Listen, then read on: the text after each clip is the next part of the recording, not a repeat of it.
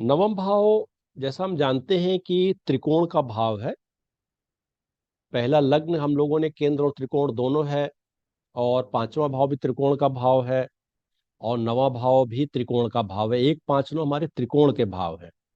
त्रिकोण के भाव का मतलब है शुभ भाव होना। जो कुछ भी हमारे जीवन में अच्छी चीजें आती हैं, वो अधिकांश इन्हीं जो है अ, दोनों भावों से आती है। लग्न तो खैर हम ही हैं। पांचवा और नवा भाव जो है, ये बहुत मतलब शुभ भाव कहे गए हैं। अब क्यों कहे गए हैं? सबसे पहले अगर हम लोग थोड़ा सा ध्यान दें, तो नवे भाव में हमारी जो नेचुरल जोडियाक में कौन सी राशि आती है? धनु राशि आती है। और धनु के स्वामी कौन है? देवगुरु बृहस्पति हैं। और देवगुरु बृहस्पति क्या है? इस ब्रह्मांड के सबसे अधिक शुभ ग्रह हैं। और वो हमेशा हमें शुभता देते हैं। शुभता इन द फॉर्म ऑफ सुख, संतान, धन। हम्म तो जो वो इनके स्वामी, इसलिए नवम भाव से जो है सारी अच्छी अच्छी चीजें जो है वो आ, हमारे जीवन में आती हैं। तो सबसे पहले एक चीज आती है भाग्य। नवे भाव क्या है? भाग्य भाव भी कहा गया है। अब क्या है भाई, अपना भाग्य देखने के लिए ही लोग जो है ज्योतिषी के पास जाते हैं, या एस्ट्रोलॉजी देखते भाई हमारा भाग्य कैसा है। भाग्य का मतलब हमारे पास क्या क्या अच्छी अच्छी चीजें हैं, और भाग्य है क्या। अब हम लोग प्रैक्टिकली देखें, तो जैसे कुछ लोगों को देखते हैं आप कि कुछ लोगों को कुछ चीजें जो है या बहुत सी चीजें बड़ी आसानी से मिलती चली जाती हैं। बगैर बगैर किसी प्रयास के आप कंपटीशन में बैठे, पता लगा आपके साथ के कुछ लोगों में से एक आध ऐसे लोग हैं जो उन्होंने ठीक से पढ़ा भी नहीं, उन्होंने ज्यादा टाइम भी नहीं दिया, लेकिन उनको सफलता मिल गई। ऐसे प्रोफेशन है, बहुत से लोग देखेंगे दे आर नॉट सिंसियर और ज्यादा कुछ करते भी नहीं है, लेकिन पता लगा प्रमोशन मिलना है या इंक्रीमेंट मिलना, तो उनको मिल गया। ऐसे हम लोगों के जीवन में तमाम उदाहरण आते रहते हैं, जब बहुत से लोग जो है हम लोग देखते हैं कि वो लोग बगैर प्रयास के बहुत सी चीजें उनको मिल जाती हैं, सफलताएं मिलती रहती हैं। हम लोग क्या कहते हैं? बड़ा भाग्यशाली है। तो जब हमें जीवन में बगैर किसी अधिक परिश्रम के, बगैर अगर प्रयास के, अधिक प्रयास के, जब किसी को कुछ मिल रहा हो, तो मतलब भाग्य काम कर रहा है। तो भाग्य हम का मतलब है, ये कैसे मिलता है उसको? कि भाई इसके पिछले कर्म बड़े अच्छे थे, पूर्व जन्म के कर्म बड़े अच्छे किए रहे होंगे, इसलिए इसको इतना पैसा मिला। अब कोई बहुत किसी ने ग्रोथ की, लाइक अडानी है, अंबानी है, या और सो कॉल कई चीजें, कई लोग हो सकते हैं, हमारे आसपास भी हो सकते हैं। वो लोग क्या कहते हैं, जो उन्होंने बहुत सफलताएं कम समय में अर्जित की और कम साधनों में अर्जित की, अचानक अर्जित की, तो उसमें क्या हो जाता है, उनको कहते हैं इनके पूर्व जन्म के कर्म अच्छे हैं, इसलिए वो भाग्यशाली है।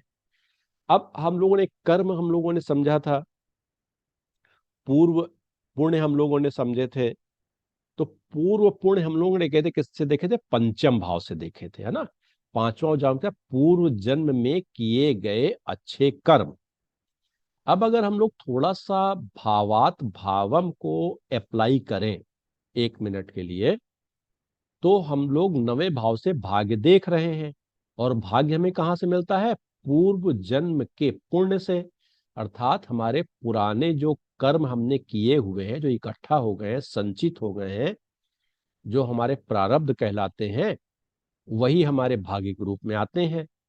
तो पांचवा भाव हमारे पूर्व जन्म के किए गए कर्म या पुण्य का है।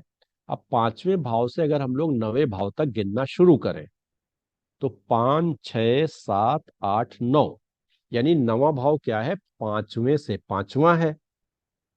तो भावात भावम के बारे में हम लोगों ने दो चीजें पढ़ी थी, कि भाव से भाव का गिनना, यानी पांचवें से पांचवा गिना तो हमें नया आया, नवा आया।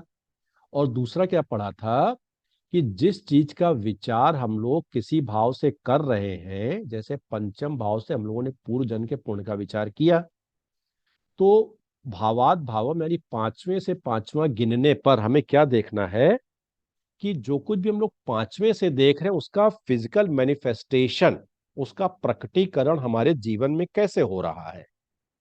तो पूर्व जन्म के पुण्य, पूर्व जन्म के कर्मों का मैनिफेस्टेशन हमारी लाइफ में, हमारे भाग्य के रूप में हो रहा है। वो हमें नवा भाव दिखा रहा है, राइट। तो भावात भावन से दो चीजें हो जाती हैं, एक तो भाव से भाव का गिनना, और दूसरा जो कुछ हम लोग मूल भाव से विचार कर रहे हैं, भावात भावम से जो भाव आवे उससे उसी चीज का विचार करना। जैसे चौथे से हम लोग सुख का विचार करते थे, तो चौथे से चौथा हमारा सातवां आया था। ठीक है, तो सातवें से भी हम लोग सुख का विचार करेंगे। सुख हमारे जीवन में किस रूप में आएगा? सुख हमारे जीवन में इस रूप में आएगा कि जीवन साथी के साथ हमारा जीवन जो है अच्छा है, हमारे प्रोफेशनल जो पार्टनर्स हैं, व्यापारिक साझीदार हैं, हमारे ऑफिस के जो काम करने वाले लोग हैं, डेली रूटीन का कर्म है, वहां बहुत अच्छे लोग हैं, तो हमारे जीवन में सुख ही सुख है। तो इसलिए भाग्य जो है, भावात भावम का मतलब ये हुआ कि पूर्व जन्म के पुण्य हमारे जीवन में किस रूप में प्रकट हो रहे हैं, वो है हमारा भाग्य। ठीक है, तो इसलिए नवे से भाग्य का विचार किया जाता है। जो कुछ अच्छी चीजें हैं भाग्यशाली, तो कुंडली में नवा भाव जरूर देख लेना चाहिए कि नवे भाव में कौन से ग्रह बैठे हैं, कैसे ग्रह बैठे हैं, है ना, शुभ ग्रह है कि अशुभ ग्रह है, उस भाव का स्वामी वहां बैठा है कि नहीं बैठा है। अगर ऐसी सब चीजें हैं और लग्नेश ही वहां आकर के बैठ गया, तो हम कहेंगे जातक भाग्यशाली है। ठीक है। अब दूसरी चीज जो इससे कही गई है, वो और कहा गया इसे गुरु का भाव कहा गया है। पिता भी कहा गया और गुरु भी कहा गया है। हम लोग देखेंगे कि गुरु और पिता एक दूसरे के पूरक ही है। अब गुरु का मतलब क्या हुआ? आचार्य। गुरु का मतलब हमें ज्ञान देने वाला। ज्ञान का मतलब डज नॉट मीन कि हमें वो पढ़ा रहे हैं, वो तो हमारे गुरु हैं ही ज्ञान देने वाले। साथ में हमारे जीवन की कठिनाइयों या परेशानियों में हमारा मार्गदर्शन करने वाले जो भी लोग हैं, वो सब हमारे गुरु हैं, वो सब नवे भाव से देखे जाएंगे। मतलब मार्गदर्शक, म- प्रेरणा देने वाले।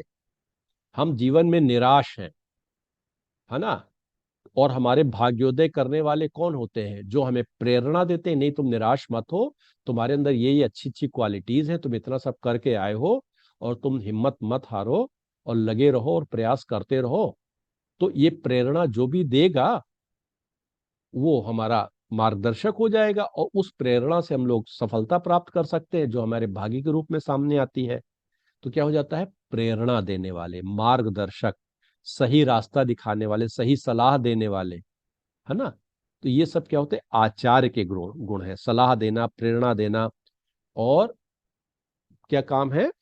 हमें ज्ञान देना। वेद शास्त्रों का, वेद शास्त्र डज नॉट मीन कि हम लोग चारों वेद पुराण स्मृति की बात कर रहे हैं। हम लोग वर्तमान के वेदों की बात कर रहे हैं।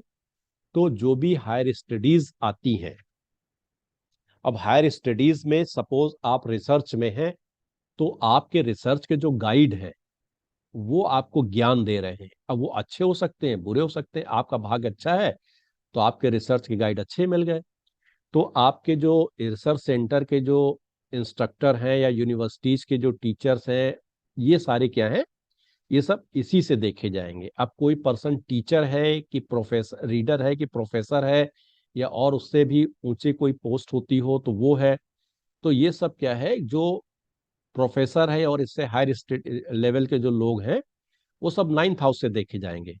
टीचर्स किससे देखे जाएंगे? 4th हाउस से। और थोड़े टीचर्स और प्रोफेसर के बीच के जो लोग किससे देखे जाएंगे? 5th हाउस से। क्योंकि 9th हाउस ज्ञान का है, गूढ़ ज्ञान का है। हम्म तो जो हमें ज्ञान देने वाले जैसे लोग हैं और ज्ञानी लोग, वो लोग यहाँ से देखे जाएंगे। अब अगर हमारा 9th हाउस अच्छा है, और तो हमें क्या है? अच्छे टीचर्स मिल जाएंगे, अच्छे प्रोफेसर मिल जाएंगे, जो हमें अच्छी तरह पढ़ाए, उनका पढ़ाया हमारी समझ में आए, हमारी सारी दुविधाएं हट जाए, हमें ज्ञान मिल जाए, है ना। तो इसलिए जो है, ये आचार्य देखा जाए। आचार्य माने हमें मार्गदर्शन देने वाले। हम्म अब आचार्य जोड़ा गया है, इसीलिए इसको पिता भी देख सकते हैं। तो आचार्य क्या हमें प्रोटेक्ट भी करते हैं, जैसे पिता हमारे प्रोटेक्टर हैं, हम्म संरक्षक। इसलिए जो भी हमारा जो संरक्षण देते हैं, वो सब लोग किससे देखे जाएंगे? 9th हाउस से। जो हमें प्रोटेक्ट करें। Sheltering is something else, protection is something else, है ना। तो जो भी हमारे रक्षक हैं, संरक्षक हैं, प्रोटेक्ट करने वाले हैं, वो सब 9th हाउस से देखे जाएंगे। पिता भी हमारे संरक्षक हैं, और पिता से ज्यादा ज्ञान कोई देता नहीं है। सांसारिक ज्ञान कौन देता है आपको? व्यवहारिक ज्ञान, नॉट सांसारिक, व्यवहारिक ज्ञान पिता ही देते हैं। पिता से ही सारे ज्ञान हमको, परंपरागत ज्ञान उन्हीं से मिलते हैं। तो पिता भी यहाँ से देखे जाते हैं। और पिता हमारे कैसे होंगे? स्वस्थ होंगे, मृदुल स्वभाव के होंगे, कठोर होंगे, ज्ञानी होंगे, निर्धन होंगे, धनी होंगे। ये सब कहाँ से विचार किया जाएगा? नवम भाव से विचार किया जाएगा। मतलब पिता शब्द आया तो पिता से संबंधित उनकी सारी फंक्शनिंग, उनका स्टेटस, उनकी वर्किंग, उनका स्वभाव, सब कुछ हम लोग नवम भाव से देखेंगे। कहने का मतलब क्या है? शब्दों की व्यापकता। तो पिता और गुरु, गुरु भी हमें ज्ञान प्रोटेक्ट करते हैं, संरक्षक होते हैं, सही रास्ता दिखाते हैं। पिता भी यही काम करते हैं। ठीक है। इसलिए जो है आचार्य, गुरु, ज्ञान, पिता और उच्च शिक्षा, क्योंकि ज्ञान की बात है इसलिए उच्च शिक्षा की भी यहाँ से बात होती है। जब तक कुछ उच्च शिक्षा मिलेगी कि नहीं मिलेगी, है ना, कितनी उच्च शिक्षा मिलेगी, उच्च शिक्षा का स्तर क्या होगा, उच्च शिक्षा के विषय क्या होंगे, ठीक है ना, ये सब जो है नवे भाव से देखा जाएगा। ठीक है। अब क्या है, इसको धर्म का भाव भी कहा गया है।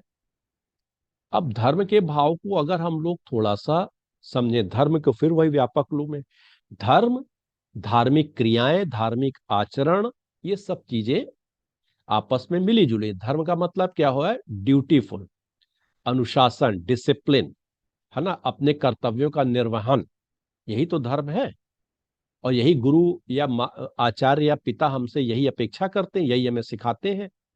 तो इसलिए धर्म पूर्वक कार्य करने के तरीके, सामाजिक परंपराएं, ठीक है, अनुशासन, नियम कानून, ये सब जो है यहीं से देखा जाएगा, नवम भाव से देखा जाएगा। अब इस तरह आप समझिए। चलिए पहले और समझे, अब धर्म का मतलब धार्मिक आचरण भी। आपका आचरण क्या स्थानीय परंपराओं, नियम कानून के अनुसार है? आपका आचरण क्या ऐसा है जो समाज में जो मान्यता जिसको मिले, वही आचरण यहाँ से देखा जाएगा। अगर यहाँ पर खराब ग्रह बैठे, राहु जैसे ग्रह बैठे, तो कभी कभी हमारा आचरण जो है ना, समाज के आचरण के विपरीत हो जाता है।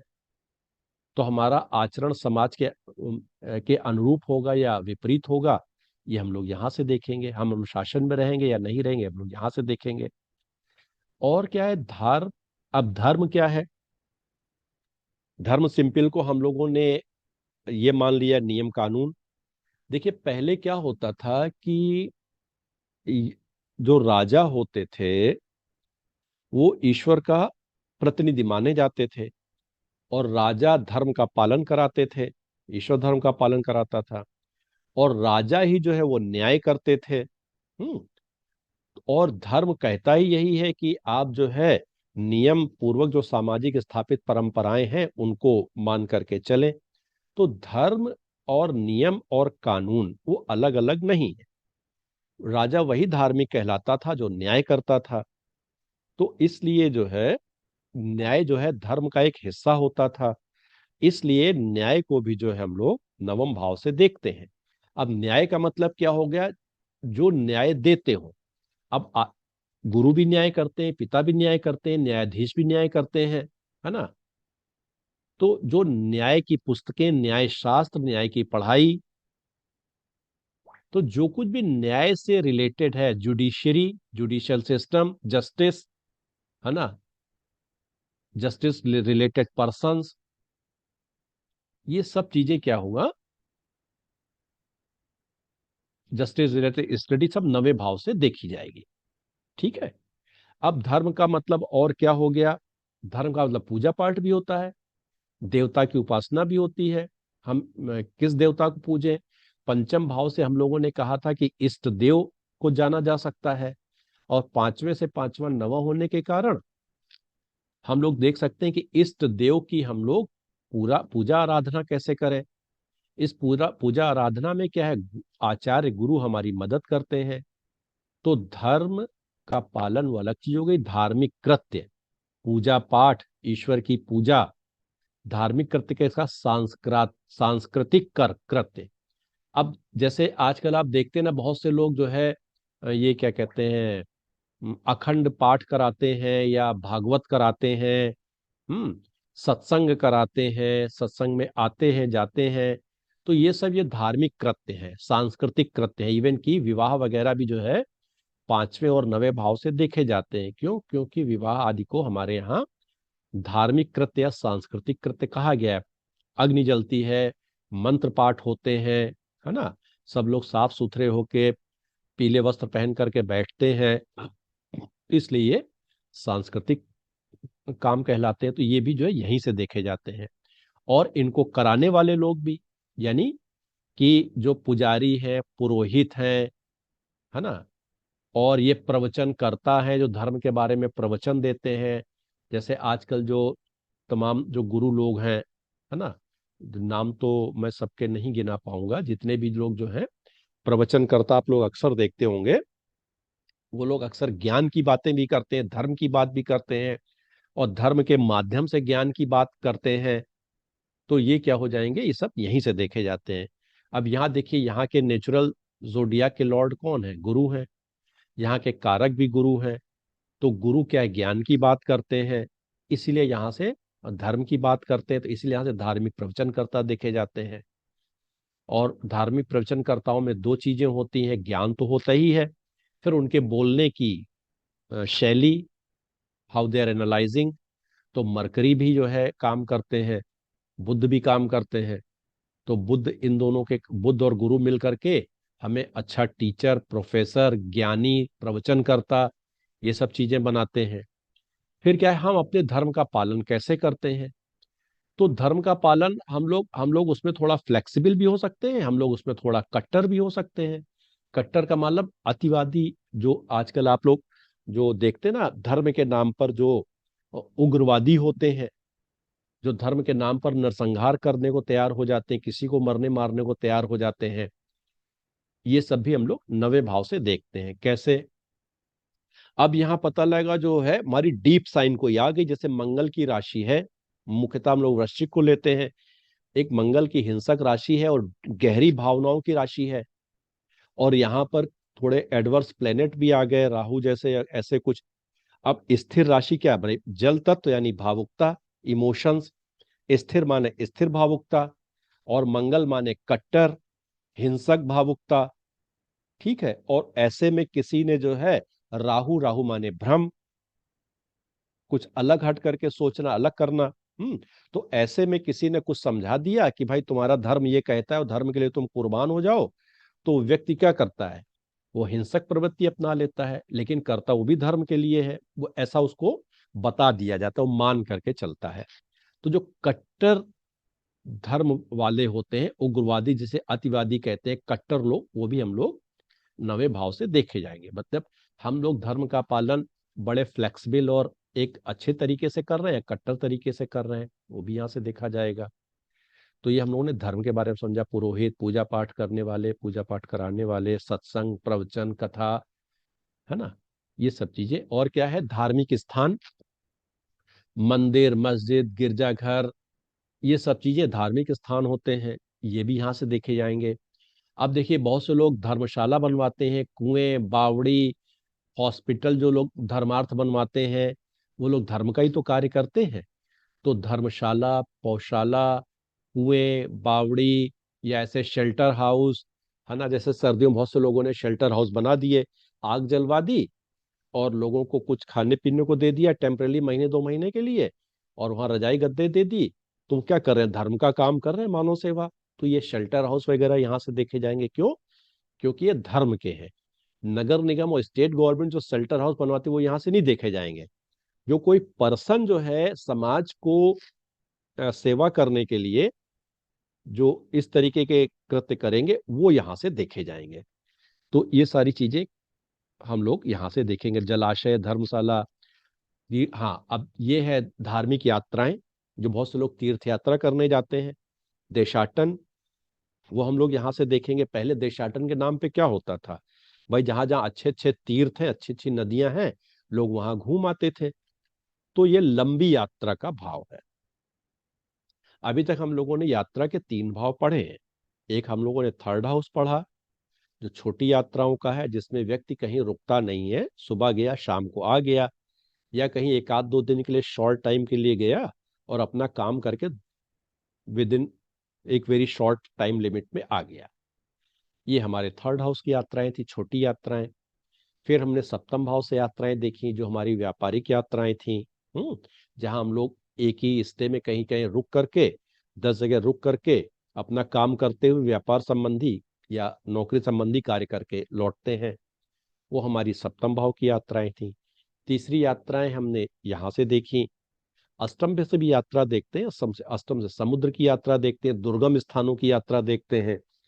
नवम भाव से धार्मिक यात्राएं, लंबी दूरी की यात्राएं, क्योंकि पहले क्या था ना कि साधन नहीं होते थे लोगों के पास। और तीर्थाटन में जा रहे हैं तो पैदल, बैलगाड़ी या ऐसे साधनों से लोग जाते थे, तो ज्यादा समय लग जाता था। अब एक बार निकले हैं तो कौन जल्दी लौटे, तो महीने 2 महीने 3 महीने की जो यात्राएं होती थी, उसको भी यहाँ से देखा जाता है। और अगर हम लोग व्यापक रूप में देखें तो जो मतलब क्या कहते हैं, वानप्रस्थ आश्रम की जो क्या कहते हैं यात्राएं होती है ना, जब व्यक्ति अपना गृहस्थ आश्रम पूरा कर लेता है तो वानप्रस्थ की तरफ निकल जाता है ईश्वर की खोज में। चलो वहीं जो है पूजा पाठ करेंगे, तपस्या करेंगे, वहीं ईश्वर में लीन हो जाएंगे। वो वापस नहीं आते थे। तो वो यात्राएं, वो भी जो है हम लोग नवम भाव से देखते हैं, उनको भी लंबी दूरी की यात्राएं कहते हैं। तो हम लोगों ने धर्म को समझा, हम्म पिता को समझा, लंबी यात्राओं को समझा, हाँ, और आचार्य को समझा, न्याय को हम लोगों ने समझा। धर्म और न्याय एक दूसरे के पूरक हैं, है ना। जहां न्याय है वहीं धर्म है, इसलिए न्याय से संबंधित सभी चीजों को हम लोगों ने समझा। न्याय का भाव है ये, ठीक है। और क्या है, हम्म और ये इसको एक जो है, जो हम लोग जब कहते हैं ना कि धर्म का भाव है, तो सत्संग, अच्छे लोगों को सम्मानित, भाई यहाँ से आचार्य हैं, पिता हैं, ज्ञान देने वाले लोग हैं, तो जो समाज के या हमारे संपर्क में आने वाले जितने सम्मानित और अच्छे लोग हैं, संस्कारित, जो हमें कुछ न कुछ जो है ज्ञान दे रहे हैं, कहीं ना हमें मार्गदर्शन दे रहे हैं, उस सब कुछ लोग जो है यहीं से देखे जाते हैं। एक चीज और देखी गई है यहाँ से, कि जैसे थर्ड हाउस हम लोगों ने क्या था कि उसका पढ़ा था कि वो कम्युनिकेशन का भाव है ना। कम्युनिकेशन करने के कई तरीके होते हैं, उनमें किताबें एक, या राइटिंग, लिखना, किताब, मैगजीन, है ना, ये सब चीजें भी कम्युनिकेशन का माध्यम है, पढ़ाई लिखाई का भी माध्यम है। हम्म तो थर्ड हाउस से हम लोग क्या देखते थे, पुस्तकें, हम्म और पुस्तकों का प्रकाशन। और थर्ड हाउस के जस्ट अपोजिट है नाइन्थ हाउस है, तो यहां से भी, ये भी हाउस ऑफ पब्लिकेशन कहा जाता है, लेकिन यहां से कौन सी पुस्तकें आएंगी, मतलब एक तो धार्मिक सांस्कृतिक पुस्तकें, धार्मिक सांस्कृतिक भी ऐसी धार्मिक सांस्कृतिक पुस्तकें जो हमें ज्ञान देती हो, मार्गदर्शन देती हो, राइट। वेद, शास्त्र, मनुस्मृति या स्मृतियां, और ज्ञान पूर्वक जो रिसर्च पेपर जिसे कहेंगे हम लोग, है ना, वर्तमान के जो बहुत हायर स्टडीज की जो बुक्स हैं, वो सब जो है हम लोग नाइन्थ हाउस से देखते हैं, है ना। जो हम लोगों को एक्चुअल जो है सोशल वैल्यूज या सामाजिक इसके बारे में बताती हैं, ठीक है। तो ये हम लोगों ने समझा। और क्या चीज इसमें देखते हैं, कोई नई चीज बची हुई हो। हाँ, एक चीज और आती है कि यहां से पुत्र, पिता भी देखे जाते हैं, पुत्र भी देखे जाते हैं। कैसे, जैसे लग्न हम हैं, पंचम भाव हमारे पुत्र हैं, है ना, और पांचवें से पांचवा यानी पुत्र के पुत्र, तो पौत्र भी यहां से देखे जाते हैं, और यहां से पिता भी देखे जाते हैं। क्यों कि पिता नवे से हैं, नवे से लग्न गिनिए, 9 10 11 12, एक पांचवा आता है, तो हम क्या, अपने पिता की संतान है। तो यहां से जो है अ, नवम भाव से पिता भी देखे जाएंगे, पौत्र भी देखे जाएंगे। और पिता जब देखे जा रहे हैं तो हमारे पूर्वज, वो भी जीवित या गैर जीवित जो भी हैं, इवन कि जीवित वाले यहाँ से देखे जाते हैं। तो पूर्वज और पितृ, पितृ भी यहाँ से देखे जाते हैं। पिता का है, पूर्वजों का है, पितरों का भाव भी ये नवा भाव, इसीलिए इसे देव पूजा भी कहा गया कि इष्ट देवता की पूजा हम लोगों ने इसे ली। ठीक है। हम्म। और कोई चीज आत्मा कह दिया गया है, पांचवें से पांचवा है इसलिए इसे आत्मा कह दिया गया। और कोई खींच चीज, मूल। अब मूल एक शब्द आया है, मूल माने रूट। अब ज्ञान क्या है? हर चीज की रूट जानना, राइट। मूल को जानना, अपने आप को जानना, इसीलिए आत्मा और मूल यहां से ले। धर्म है ना, ज्ञान है तो यहाँ पे अपने आप का, स्वयं का मूल जानना, हम हैं क्या, व्हाट आई एम, संसार क्या है, यही तो दर्शन और धर्म है। तो यहाँ किसी का मूल जानना, रूट। अच्छा। अब यहां से औषधि और दवा की बात भी कुछ लोगों ने लिख दी है। इसलिए लिख दी है कि बहुत से लोग धर्मार्थ कार्य करने के लिए जो दवाएं बंटवाते हैं उनको यहीं से देखते हैं। हम्म। दवाओं का बंटवाने, जिन्होंने धर्मार्थ हॉस्पिटल खोले और वहां उन्होंने दवाएं बट, तो ऐसी दवाएं ऐसी होती है जो हम लोग धर्मार्थ बांटते हैं बगैर पैसा लिए, वो यहां से देखी जाएंगी। हम्म। हम लोगों ने ये भी समझा भाग्य है, और ये हाउस ऑफ मोटिवेशन है ना। मार्ग, प्रेरणा देने वाले और प्रेरणा पाने वाले। ठीक है। प्रेरणा देने वाले हमारे जो भी लोग हैं वो लोग, और जो प्रेरणा हम पाते हैं तो हमारे लिए प्रेरणा का स्रोत हो गया ये। ठीक है। मोटिवेशन का हाउस हो गया। और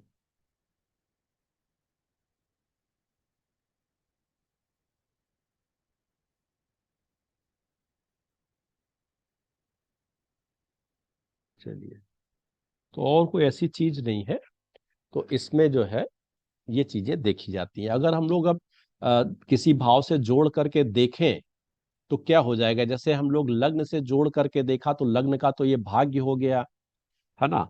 और सेकंड हाउस जैसे हमारा धन का होता है, तो आठवां भाव क्या है? सेकंड से, सॉरी, नवां भाव क्या है? दूसरे जब हम लोग गिनना शुरू करते हैं तो 2 3 4 5 6 7 8 9, तो आठवां भाव हमें मतलब नवां भाव क्या है? दूसरे से आठवां है। अब दूसरे भाव से अगर हम लोग धन गिनते हैं तो नवां भाव क्या है? धन का नष्ट होना, धन का नाश हो जाना, धन की मृत्यु हो जाना। तो जो हम लोग अपने संचित धन से जब ये धार्मिक कार्य करते हैं, कुएं बनवाना, ये क्या कहते हैं, धर्मशाला, गौशाला, ये सब बनवाते हैं, तो उसका वो पैसा लौट करके तो हमारे पास आता नहीं है, वो धन नष्ट हो गया। तो धार्मिक कार्य में हमने धन लगा दिया, उससे कोई हमारा व्यापार में तो लगाया नहीं, लौट करके आए। तो दूसरे का आठवां मतलब धन का नष्ट होने, कहाँ नष्ट हुआ? धार्मिक कार्य में नष्ट हुआ, राइट। इस तरह हम लोग समझ सकते हैं। तीसरे का हम लोगों ने समझा, तीसरा हमारा पराक्रम का भाव है। अब सातवां भाव क्या होता है? उसका भोग होता है। पराक्रम का भोग क्या है? भाव, वो है भाग्य, राइट। इसी तरीके से हम लोग इसको जोड़ करके देख सकते हैं, लेकिन अभी फर्स्ट राउंड में इसको मैं नहीं बताऊंगा, हैवी पड़ जाएगा नए लोगों के लिए। इसको सेकंड राउंड में हम लोग समझने की कोशिश करेंगे। हम्म। ये था। तो ये नवे भाव के बारे में संक्षिप्त जानकारी थी, और इसमें कुछ आप लोग ऐड करना चाहें तो मैं उसको एक्सप्लेन करूं। वो नवा भाव जो आपने बताया जी। कि न्याय का भाव, हाँ। तो न्याय का भाव तो है, लेकिन हम छठवें से भी न्याय की प्रोसीजर देखते हैं और 12th हाउस से उस रिजल्ट देखते हैं। जी सर। छठवें भाव से न्याय की प्रोसीजर देखते हैं और 12th हाउस से उसका रिजल्ट देखते हैं। किस तो हाउस से? ये क्या ना अपना 12वें भाव से 12वें भाव से। हाँ हाँ। अच्छा अच्छा अच्छा अच्छा। उसका रिजल्ट देखते हैं। हम्म। आप बताइए सर। हेलो। नवे भाव से हम लोग न्याय देख रहे हैं, 12वें भाव से उसका रिजल्ट देख रहे हैं। छठे नहीं नहीं, से। 6वें भाव से हम लोग उसकी प्रोसीजर देखते हैं, कानूनी हाँ प्रक्रिया की प्रोसीजर। और हाँ 12th हाउस उसका रिजल्ट देखते हैं। हाँ हाँ। तो ये नवा भाव से न्याय का क्या संबंध है? देखिए ऐसा है कि 12th से कैसे रिजल्ट देख रहे हैं मैं नहीं समझ पाया। दो चीजें भाई, जरूरी नहीं उसको जेल हो ही जाए, छूट भी सकता है। हाँ हाँ नवा हाँ, भाव वो रिजल्ट धर्म रिजल्ट की का बात है। करूं। हाँ, नवा भाव धर्म का है, यानी न्याय भी एक धर्म है। तो न्याय देने वाले ये कौन है? नवा भाव ओके। कौन है? न्याय देने वाले। छठा भाव क्या है? कोर्ट कचहरी, जी। जहां विवाद हो रहे हैं। और छठे का जो भोग है वो हाँ 12वां हाँ, भाव है। ठीक मतलब है। क्या कहते हैं, कारावास जाना, कारावास से छूटना, हाँ हाँ, विवादों का अंत, है ना। तो करेक्ट। नवा भाव वो है जो लोग मतलब न्याय देने का काम कर रहे हैं, ओके ओके, मतलब है न्यायाधीश ना। वगैरह के लिए अपन इसको हाँ, देखते हैं। न्यायाधीश, उनके पास धर्म है ना वो। जी जी जी हाँ, मतलब जो हमारी नियम कानून है उसके अनुसार वो न्याय कर रहे हैं। तो न्याय देने वाले वहां हैं, न्यायाधीश। जी जी जी छठा जी, भाव है ठीक है। कोर्ट कचहरी का, जहां विवाद चल रहे हैं, सुलझाए जा रहे जी हैं। जी जी जी जी जी। सर। हम्म। ओके। और कोई नई चीज आप कुछ पूछ लीजिए अरुण जी। सर आज तो हम क्लास में ऐसे ही रहे, बार बार किसी की कॉल आ गई, कोई आ गया विभाग के कोई। आजकल सर वो हो गया ना, व्हाट्सएप जब से शुरू हुआ ना, तो किसी टाइम भी सूचना हम्म। मांग ली जाती है सर। अच्छा अच्छा अच्छा, चलिए कोई हाँ, तो बात उसे नहीं। बनाने में सर आज मैं थोड़ा सा मतलब क्लास कोई से बात नहीं, बाहर ज्यादा रहा मैं। कोई बात नहीं। मैं तो इसलिए कह रहा था ना, जैसे से बहुत चीजें जी सर। छूट जाती, जैसे कश्यप साहब ने भी जी पूछ जी लिया, जी। हाँ सर तो जी। हमको भी उससे फायदा हो गया और थोड़ी जी जानकारी भी जी बढ़ गई। जी तो सर। आप लोगों के बैठने का यही फायदा होता है कि आप लोग कुछ हाँ जी। ऐसा पूछ लेते हैं कि एक्सप्लेन हो जी जाता है, हमसे तो छूट जाती है ना बहुत सी चीजें। सर। जी सर। क्योंकि बड़ा सर मैं व्यापक एक है बात, जितना। अभी जब आपने सर बोला है तो एक सवाल है सर मेरा, जी कि हम कहते हैं कि जिस समय ये हमारा शास्त्र लिखा गया उस समय के जो परिस्थिति थी वो अलग थी, आज की परिस्थिति अलग है। जैसे पहले हम्म। 12th हाउस को बुरा माना जाता था, लेकिन आज की परिस्थिति में 12th हाउस अच्छा है। तो आज जो नवे भाव से हम धर्म की बात कर रहे हैं, धर्मशाला की या इस टाइप की बातें, आज के भौतिकवादी युग में उसका महत्व थोड़ा कम है, क्योंकि आज भाई व्यक्ति सिर्फ अपने धर्मशाला को जी आप, सर। अभी मैंने एक नाम लिया, हम यहाँ जी लखनऊ में देखते हैं, कानपुर में भी देखते थे कि सर्दियों में लोग अलाव जलवा देते हैं। एक अपने जी। किसी जगह उन्होंने टीन शेड बनवा दिया और कंबल हम्म, बंटवा दिया, अलाव जलवा दिया, जी जी है जी। ना। जी गर्मियों सर। में क्या करते थे कि पानी, ये पौशाला लगा दी, पानी पिलवा रहे हैं, खाना खिलवा रहे हैं एक टाइम का। हम्म, तो ये जी आधुनिक संदर्भ में हो गया, धर्मशाला तो नहीं बनवा रहा है कोई भी। जी जी अब कोई भी छोटा, कोई भी व्यक्ति है, उसने अपने मकान में क्या कि एक डॉक्टर बैठा दिया, होम्योपैथिशियन या एलोपैथिक का, कि भैया आप सबको जो है मुफ्त में देखोगे, दवा हाँ भी जी, दे ठीक है दोगे। सर। देखते एक डॉक्टर हमारे थे, वो 5 रुपए में खाली देखते थे। अब कलकत्ता में आज भी एक डॉक्टर है जो कुछ दिन पहले देते हैं, और बहुत बड़े मतलब एलोपैथिशियन है वो। जी जी जी। तो क्या ये सब आधुनिक संदर्भ, धर्मशाला बनवाना नहीं काम है ना। जी जी जी जी। हाँ। तो बदलते रहते हैं संदर्भों, मतलब ऐसे कार्य जिनके समाज के पिछले दबे हुए कुचले लोगों का कुछ भला हो, फायदा हो, वो चीजें हैं। जी सर, ठीक है सर। हाँ, चलिए। और कोई प्रश्न? बस ठीक है सर, थैंक यू। चलिए ठीक है फिर, तो इतना ही नमस्कार सर। रखते हैं। ओके जी ओके सर। सर। नमस्कार सर। किताब रख लिया करिए नमस्कार। तो फायदा हो जाएगा सबका। सर वो बिल्कुल किताब बिल्कुल आप बिल्कुल। ये बता दो सर, कौन सी किताब लेके कोई बैठे भी हैं रख, सर, कोई हल्दी की का? एनी कोई भी किताब, ओ, अरे 2-3 किताबें रख लीजिए, जी सर, जी सर। उसे खटाखट ढूंढ लीजिए, ये रह गया जी जी, ठीक है सर। है ना। तो वो थोड़ा ठीक है एडिशन सर। हो जाता है, ठीक। अब चलिए, तीन ही जी सर। भाव बचे हैं, 10, 11, 12, है ना। जी। उसी में ऐड हो जाएगा जो होना होगा। ठीक सर, नमस्कार। जी जी जी, नमस्कार सर। Okay sir.